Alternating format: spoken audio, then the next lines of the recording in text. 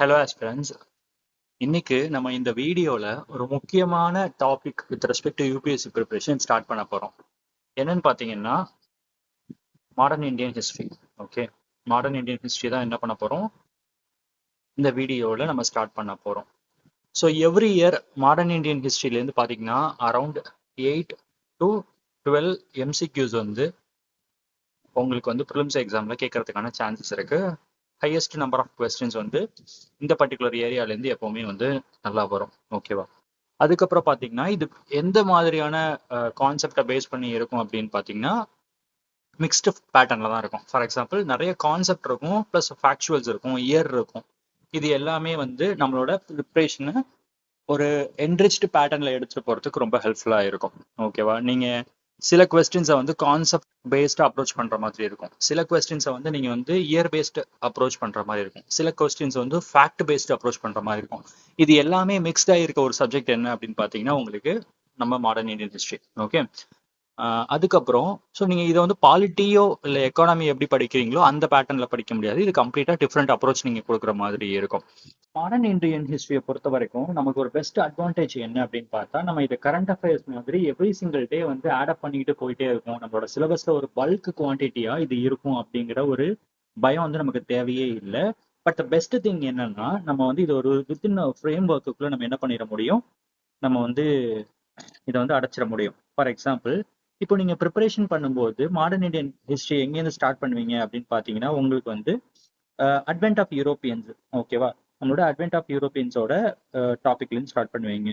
நம்ம அவுரங்கசீப்போட டெத்து தான் வந்து அரௌண்ட் 1707 அந்த டைமுக்கு அப்புறம் என்ன பேட்டர்ன்ஸ் வந்து இந்தியாவில் இருந்துச்சு, லேட்டர் முகல்ஸ், வீக் முகல்ஸ் எப்படி இருந்தாங்க, அவங்க கிட்ட இருந்து யூரோப்பியன்ஸோட அப்ரோச், டெரிட்டோரியல் கான்கஸ்டா இருக்கட்டும், இல்லை வந்து வார் மெத்தட்ஸா இருக்கட்டும், இல்லை எக்கனாமிக்கல் பாலிசிஸா இருக்கட்டும், இது எல்லாமே எப்படி வந்து அந்த later plus week Mughal times கொண்டு வரதுக்கு இவங்க யூஸ் பண்ணாங்க அப்படிங்கிற கான்செப்ட் படிக்கிற மாதிரி இருக்கும். அதுக்கப்புறம் பார்த்தீங்கன்னா உங்களுக்கு கவர்னர் ஜெனரல்ஸ் நிறைய வருவாங்க. ஃபார் எக்ஸாம்பிள் இப்போ வந்து உங்களுக்கு யாரு சொல்லலாம், வாரன் ஹாஸ்டிங் சொல்லலாம். அதுக்கப்புறம் பார்த்தீங்கன்னா உங்களுக்கு கேனிங் சொல்லலாம், வில்லியம் பென்டிக். ஸோ இந்த மாதிரி நிறைய கவர்னர் ஜெனரல்ஸ் வருவாங்க.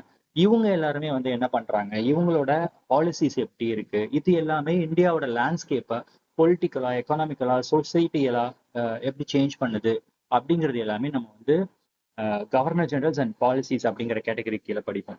அதுக்கப்புறம் நம்ம என்ன படிப்போம் அப்படின்னு பார்த்தீங்கன்னா பர்டிகுலரா வந்து ரிவோல்ட்ஸ் படிப்போம். ஓகேவா? நிறைய ரிவோல்ட் வந்து நம்ம படிச்சிருப்போம். கோல்ட் ரிவோல்ட்டா இருக்கட்டும், இல்ல சிப்பாய் மியூட்டனியா இருக்கட்டும், இல்லைன்னா பைக்கா ரிபல்லியனா இருக்கட்டும், இண்டிகோ ரிவோல்ட்டா இருக்கட்டும். ஸோ இந்த மாதிரி நிறைய ரிவோல்ட் மெத்தட்ஸ் வரும். ஓகேவா? இது எல்லாமே வந்து மாடர்ன் இந்தியன் ஹிஸ்டரியில ரொம்ப முக்கியமான டாபிக்ஸ். நீங்க வந்து prelims year questions, sorry previous year கொஸ்டின்ஸோட பேட்டர்ன் எடுத்து பார்த்தீங்கன்னா மெஜாரிட்டி ஆஃப் த கொஸ்டின்ஸ் வந்து கவர்னர் ஜெனரல்ஸ் அண்ட் தேர் பாலிசிஸ்லேருந்து வந்திருக்கிறதுக்கான சான்சஸ் இருக்கும். அதுக்கப்புறம் பார்த்தீங்கன்னா உங்களுக்கு ரிவோல்ட் பேஸ் பண்ணி நிறைய கொஸ்டின்ஸ் கேட்டிருப்பாங்க. ஓகேவா? அதுக்கப்புறம் யூரோப்பியன்ஸோட டாமினன்ஸ் எப்படி இருந்துச்சு, அவங்க எப்படி வந்து டெரிட்டோரியல் கான்கஸ்ட் கொண்டு வந்தாங்க, அதுக்கு என்னென்ன மெத்தடாலஜிஸ் யூஸ் பண்ணாங்க. ஃபார் எக்ஸாம்பிள் இப்போ சப்சிடரி அலையன்ஸாக இருக்கட்டும், இல்லைனா வந்து டாக்ட்ரின் ஆஃப் லாப்ஸியாக இருக்கட்டும். ஸோ இந்த மாதிரி நிறைய பாலிசிஸ் வந்து நம்ம படிக்கிற மாதிரி இருக்கும். அதுக்கப்புறம் ரிவோல்ட்டுக்கு அப்புறம் முக்கியமான சில விஷயம் அப்படின்னு என்னன்னு பார்த்தீங்கன்னா உங்களுக்கு நம்மளோட இந்தியன் நேஷனல் காங்கிரஸோட ஃபார்மேஷன். ஓகேவா? இது மாடர்ன் இந்தியன் ஹிஸ்டரியில ரொம்ப முக்கியமான வெயிட்டேஜ் இருக்கு ஒரு பர்டிகுலர் ஏரியா. ஸோ இந்த ஏரியாலேருந்து உங்களுக்கு மெஜாரிட்டி கொஸ்டின்ஸ் வந்து இந்தியன் நேஷனல் காங்கிரஸ், அவங்களோட நேஷனல் மூவ்மெண்ட், இது ரிலேட்டடா நம்ம நிறைய கொஸ்டின்ஸ் படிப்போம்.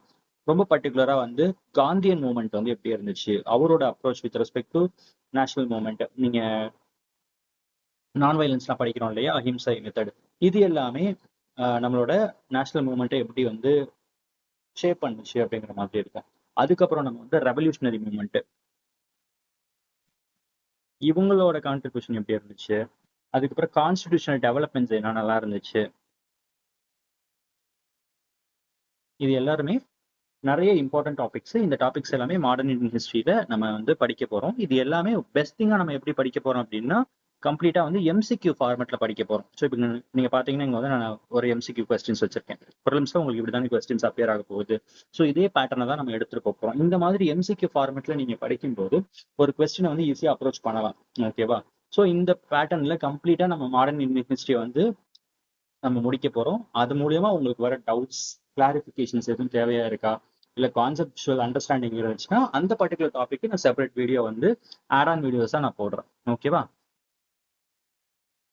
நான் இப்போ ஒரு 4 எம்சிக்யூஸ் வந்து வச்சிருக்கேன். அது எதை பேஸ் பண்ணி இருக்கும் அப்படின்னு பார்த்தீங்கன்னா, உங்களுக்கு அட்வென்ட் ஆஃப் யூரோப்பியன்ஸோட கான்செப்ட் பேஸ் பண்ணி தான் இருக்கும். நம்ம எல்லாருக்கும் நல்லாவே தெரியும், ஃபர்ஸ்ட் வந்து போர்ச்சுகீஸ் தான் இந்தியாவுக்கு வந்திருப்பாங்க. ஓகேவா? வாஸ்கோடா காமா வந்து என்ன பண்ணியிருப்பாரு, அவர் தான் வந்து இந்தியாவுக்கு வந்து வந்திருப்பாரு 1498ல. ஓகேவா? இப்போ 1498ல வாஸ்கோடா காமா இந்தியாவுக்கு வந்திருப்பாரு. இதுக்கப்புறம் யார் இந்தியாவுக்கு வந்திருப்பாங்க ஆஃப்டர் போர்ச்சுகீஸ் அப்படின்னு பார்த்தீங்கன்னா, நமக்கு வந்து டச் வந்திருப்பாங்க. ஃபர்ஸ்ட் போர்ச்சுகீஸ், செகண்ட் வந்து நமக்கு டச்சு, தேர்ட் தான் இங்கிலீஷ் வந்திருப்பாங்க. பிரிட்டிஷ் வந்து தேர்டா வந்திருப்பாங்க. ஃபோர்த் வந்து டேனிஷ் வந்திருப்பாங்க. ஓகேவா? அதுக்கப்புறம் பிரெஞ்சு வந்திருப்பாங்க. பிரெஞ்சு தான் லாஸ்டா இந்தியாவுக்கு வரவங்க. நம்ம இந்தியாவை விட்டு வெளியில போற கடைசி யூரோப்பியன் பவர் யாருன்னு பார்த்தா அவங்களும் பிரெஞ்சு தான். ஓகேவா? ஸோ இவங்கள பத்தின ஒரு எம்சிக்யூஸ் ஃபார்மட் கொஸ்டின்ஸ் தான் வந்து இந்த பர்டிகுலர் வீடியோல நம்ம வந்து டீடைல்டா பார்க்க போறோம். ஓகே, நம்மளோட ஃபர்ஸ்ட் கொஸ்டினை வந்து ஸ்டார்ட் பண்ணுவோம். ஃபர்ஸ்ட் கொஸ்டின் பார்த்தீங்கன்னா, consider the following statement about the Portuguese administration in India. Okay, போர்ச்சுகீஸோட அட்மினிஸ்ட்ரேஷனை தான் வந்து இந்த கொஸ்டின் வந்து ஃபோக்கஸ் பண்ணுது. ஓகே, 3 ஸ்டேட்மெண்ட் கொஸ்டின் இது. ஃபர்ஸ்ட் ஸ்டேட்மெண்ட் என்ன கொடுத்துருக்காங்க அப்படின்னு பார்த்தீங்கன்னா, உங்களுக்கு Francisco de Almeida introduced blue water policy. ஓகேவா? ரெண்டு இம்பார்ட்டன்டான கீவேர்டு இதில் இருக்கு. ஒன்று வந்து ஒன்று வந்து ப்ளூ வாட்டர் பாலிசி, ரெண்டாவது வந்து பிரான்சிஸ் கோடி அல்மெய்டா.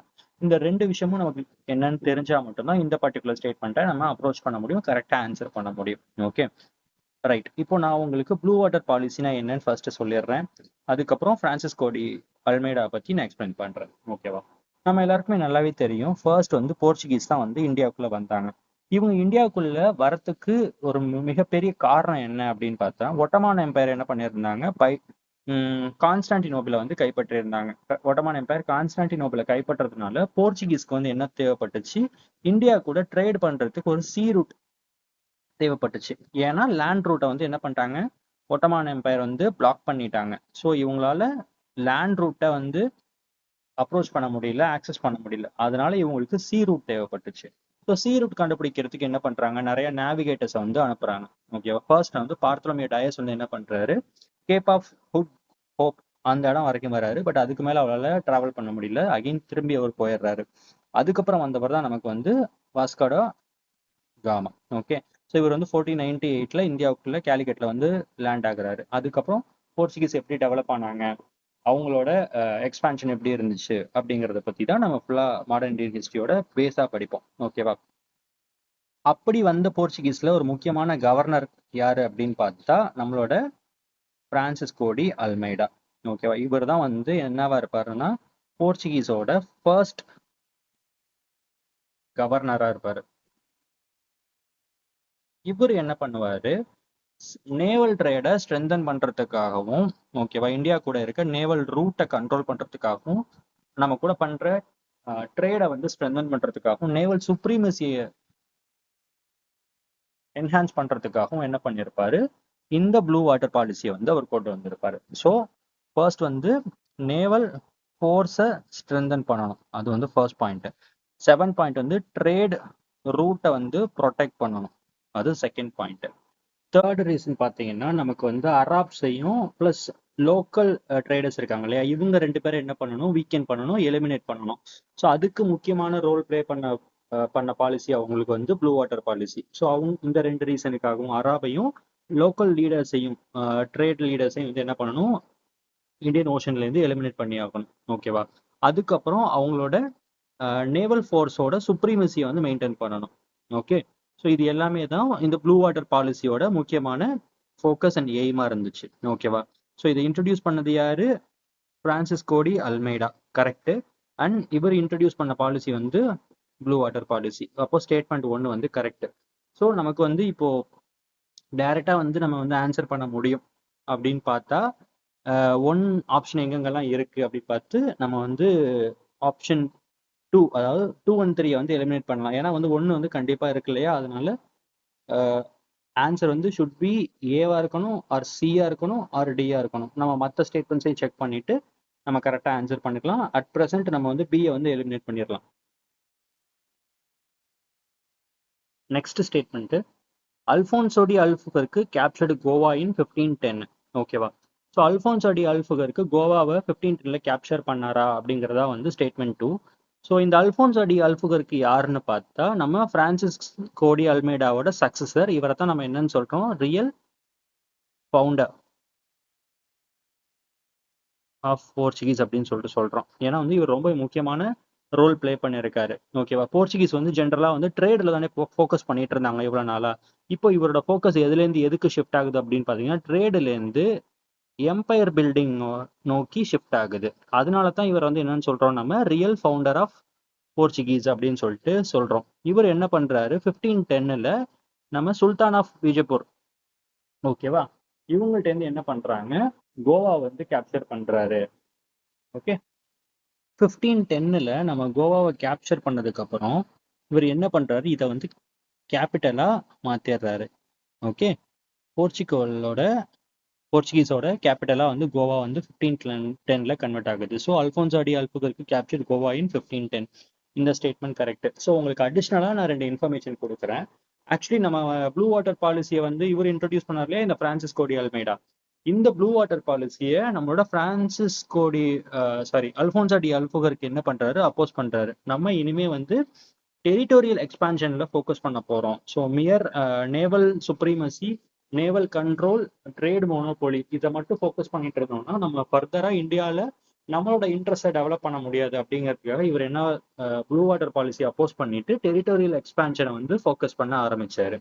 அதுக்கப்புறம் இவர் நிறைய ஸ்ட்ராங் ஃபோர்ட் எல்லாம் வந்து டிஃப்ரெண்ட் லொகேஷன்ஸ்ல மலபார் கோஸ்ட்ல வந்து ஃபோக்கஸ் பண்ணி டெவலப் பண்ண ஆரம்பிக்கிறாரு. ஸோ இது ரெண்டுமே with respect to Alfonso de அல்புகர்க்கோட முக்கியமான டெவலப்மெண்ட்ஸ். ஓகே, இன்னொரு முக்கியமான விஷயம், நம்ம அல்ஃபோன்சோ டி அல்புகர்க்கு என்ன பண்ணிருப்பாரு அப்படின்னு பாத்தீங்கன்னா, போர்ச்சுகீஸ் இருக்காங்க இல்லையா, அவங்கள இந்தியன் விமன்ஸை வந்து மேரேஜ் பண்ண என்கரேஜ் பண்ணியிருப்பாரு.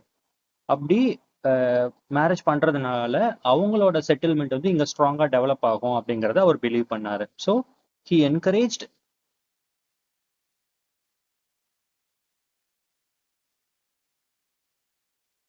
Marriages with natives. Okay, so இந்த ஸ்டேட்மெண்ட் கரெக்ட். ஸோ நமக்கு இப்போ ரெண்டாவது ஸ்டேட்மெண்ட்டும் கரெக்ட். ரெண்டு ஸ்டேட்மெண்ட்டும் இருக்கிறதுனால ஆல்ரெடி நம்ம பிஏ கேன்சல் பண்ணியிருந்தோம். இப்போ ரெண்டாவது ஸ்டேட்மெண்ட்டும் கரெக்டா இருக்குங்கிறதுனால நம்மளோட ஆன்சர்ல வந்து 1 and 2 இருக்கணும். ஓகேவா? சில 1 and 3 மட்டும்தான் இருக்கு. ஸோ அப்போ அதை கேன்சல் பண்ணிடுவோம்.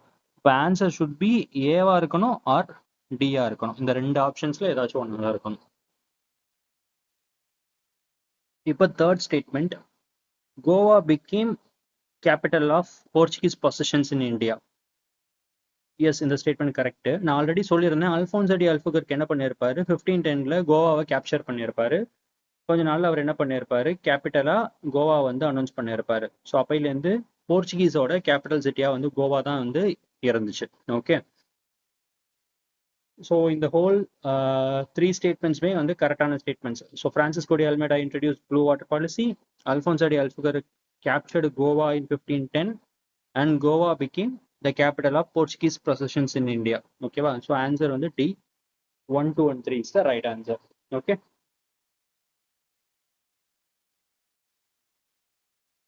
So next question. இந்த question பார்த்தீங்கன்னா about இங்கிலீஷ் ஈஸ்ட் இந்தியா கம்பெனியோட ஸ்டேட்மெண்ட்ஸ் தான் இருக்கு.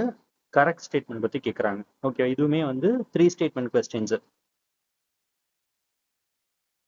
ஸோ ஃபர்ஸ்ட் ஸ்டேட்மெண்ட்,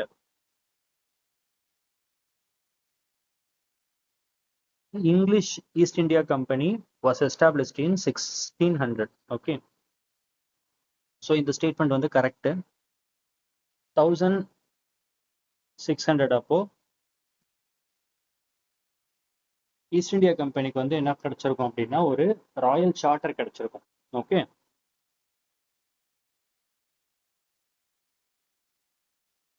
இது கொடுத்தது யாரு அப்படின்னு பார்த்தா குயின் எலிசபெத். குயின் எலிசபெத் இருக்காங்க இல்லையா, அவங்க தான் வந்து என்ன பண்ணியிருப்பாங்க, இந்த சார்ட்டரை வந்து கொடுத்துருப்பாங்க. எதுக்காக இந்த சார்ட்டரை கொடுத்துருப்பாங்க அப்படின்னு பார்த்தீங்கன்னா, நீங்க வந்து இந்தியாவில் போய் ட்ரேட் பண்ணுங்க அப்படின்னு சொல்லிட்டு எக்ஸ்க்ளூசிவான ட்ரேடிங் பெர்மிஷன் தான் வந்து இந்த ராயல் சார்ட்டரு. மோனோபோலி கண்ட்ரோல் வந்து உங்களுக்கு கிடைச்சிருக்கும். ஓகேவா? ஸோ அப்படிதான் வந்து இந்த ஈஸ்ட் இந்தியா கம்பெனி என்ன பண்ணியிருப்பாங்க, செட் பண்ணியிருப்பாங்க 1600. ஸோ இந்த ஸ்டேட்மெண்ட் பர்ஃபெக்டான statement, correct statement. So second statement, the first factory in India was established at Surat. சூரத்ல தான் வந்து இந்தியாவிலே ஃபர்ஸ்ட் ஃபேக்டரி வந்து செட் பண்ணாங்க அப்படிங்கிறதான் ஸ்டேட்மெண்ட். இது வந்து ஒரு ரைட் ஸ்டேட்மெண்ட். ஸோ இந்த ட்ரேடிங் போஸ்ட் வாங்குறதுக்கு பர்மிஷன் யார்கிட்ட வாங்கினாங்க அப்படின்னா ஜஹாங்கீர்ட்ட தான் வாங்கினாங்க. ஓகே, ஜஹாங்கீர் தான் வந்து இந்த சூரத்தில் வந்து ட்ரேடிங் போஸ்ட் செட் பண்றதுக்கு, ஃபேக்டரி செட் பண்றதுக்கு என்ன பண்ணிருப்பாரு, பெர்மிஷன் கொடுத்துருப்பாரு. Permission to establish the factory was granted during the reign of Jahangir. Okay, நான் அப்போ சொன்னேன் இல்லையா? ஸோ 1, 2 and 3 இந்த 3 ஸ்டேட்மெண்ட்டுமே கரெக்ட். ஆன்சர் வந்து 1, 2, 3. D is the right answer. So additional information பார்த்தீங்கன்னா,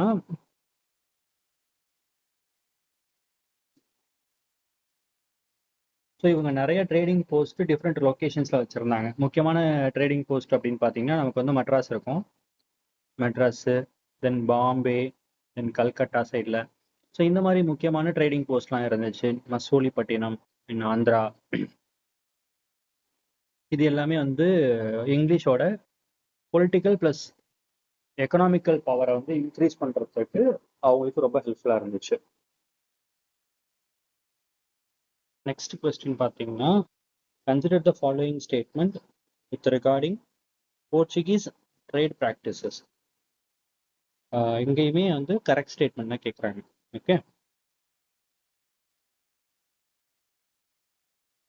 so first statement, they introduce cartaz system. போர்ச்சுகீஸுக்கும் cartaz சிஸ்டத்துக்கும் ஒரு கனெக்ஷன் இருக்கா? Yes, they introduce the cartaz system. நான் கார்டஸ் சிஸ்டம்னா என்னன்னு எக்ஸ்பிளைன் பண்ணுறேன். Okay, cartaz system was a naval pass required for a ship to trade in the Indian Ocean. Okay, cartaz சிஸ்டம்ங்கிறது என்னன்னா, இது கைண்ட் ஆஃப் ஒரு பாஸ். ஓகேவா?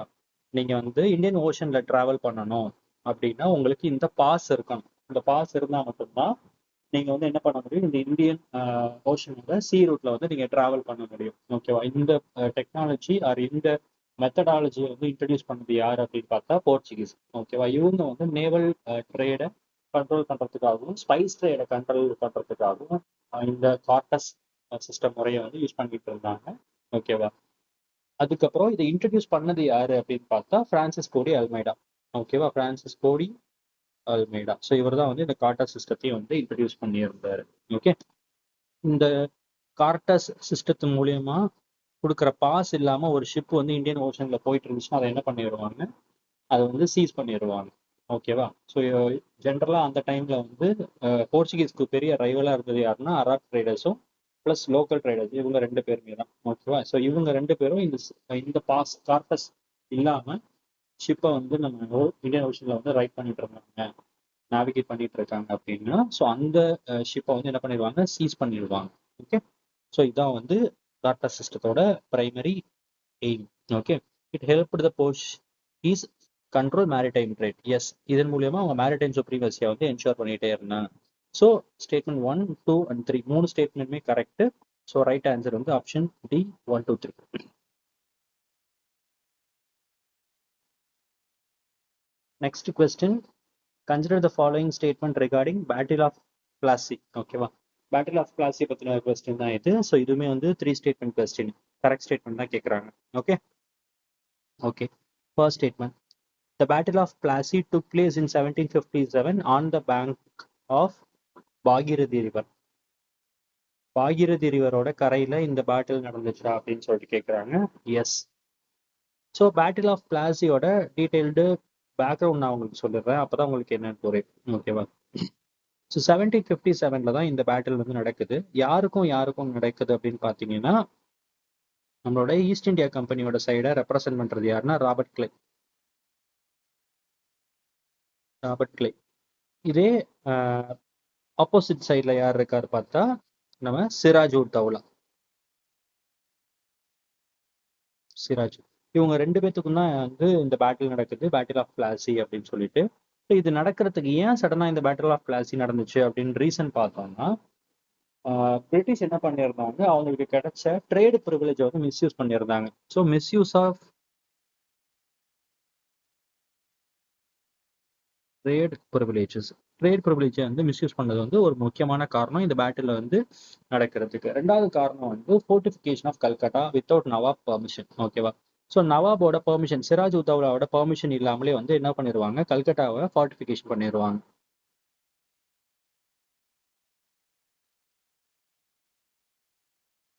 ஸோ இதுவுமே வந்து இன்னொரு முக்கியமான காரணம் இந்த பேட்டில் நடக்கிறதுக்கு.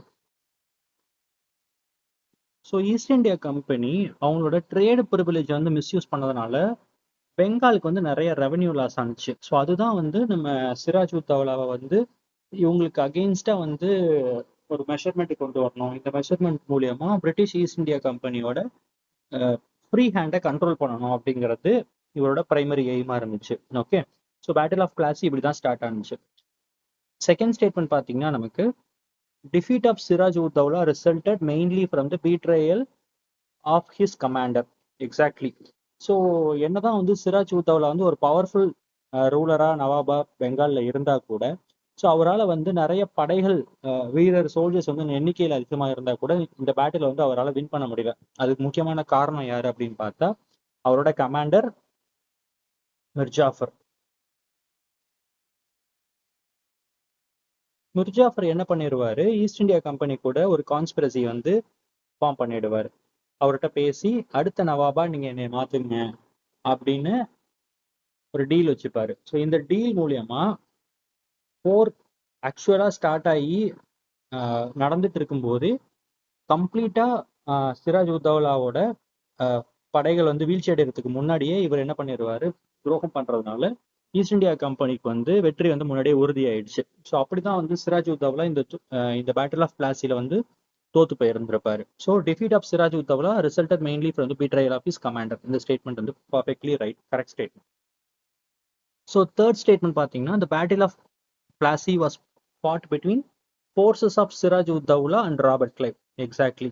ஸோ ஈஸ்ட் இந்தியா கம்பெனி வந்து ரெப்ரசென்ட் பண்ணது வந்து ராபர்ட் கிளைவ். ஸோ இவருக்கும் சிராஜ் உத் தௌலாவுக்கும் தான் மேஜரா வந்து இந்த பேட்டில் நடந்துச்சு. அதுக்கப்புறம் ராபர்ட் கிளைவுக்கு வந்து ஒரு பெரிய குட் நேம் கிடைச்சிருக்கும் அட்மினிஸ்ட்ரேஷன்ல. அதுக்கப்புறம் அவர் என்ன பண்ணியிருப்பாரு, திவானி ரைட் வந்து அவருக்கு கிடைச்சிருக்கும்.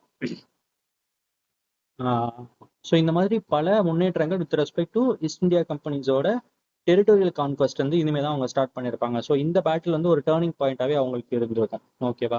So battle of Plassey is very important with respect to modern Indian history. So இதில் 3 ஸ்டேட்மெண்ட்டுமே கரெக்டு. ஓகேவா? ஸோ அதனால option D is the right answer. Okay, so far இந்த வீடியோவில் வந்து நம்ம என்ன பண்ணியிருக்கோம், எம்சிக்யூ ஃபார்மேட்டில் வந்து சில பேசிக் கான்செப்டை வந்து எப்படி அண்டர்ஸ்டாண்ட் பண்ணிக்கலாம் அப்படின்னு சொல்லிட்டு நம்ம செக் பண்ணியிருக்கோம், படிச்சிருக்கோம், பார்த்துருக்கோம். ஓகேவா? ஸோ அப்கமிங் வீடியோஸில் வந்து என்ன பண்ண போகிறோம், இதே மாதிரி இம்பார்ட்டன்ட் டாபிக்ஸ் எல்லாத்தையுமே எம்சிக்யூ ஃபார்மேட்டில் ப்ரிலிம்ஸ் மெத்தடுக்கு ஏற்ற மாதிரி நம்ம வந்து டிசைன் பண்ணி அதை பேஸ் பண்ணி நம்ம படிக்க போகிறோம். ஓகேவா? சோஃபார் நீங்கள் இந்த வீடியோ பார்த்தீங்க, ஸோ அதுக்காக தேங்க்யூ ஸோ மச். அவங்களோட ஃப்ரெண்ட்ஸ் யாராச்சும் யூபிஎஸ்சி ப்ரிப்பரேஷனில் இருந்தால் அவங்களுக்கு இந்த வீடியோவை ஷேர் பண்ணுங்க.